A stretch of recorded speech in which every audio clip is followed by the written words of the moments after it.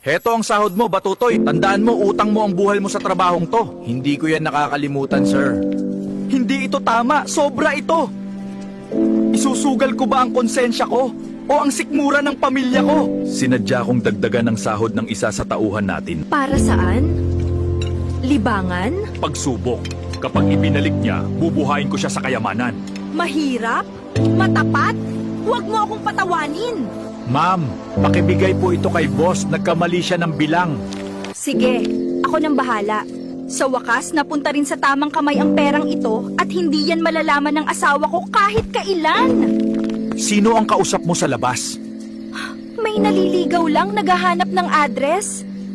At bakit parang may tinatago ka? Pagod lang ako, huwag mo akong pagdudahan.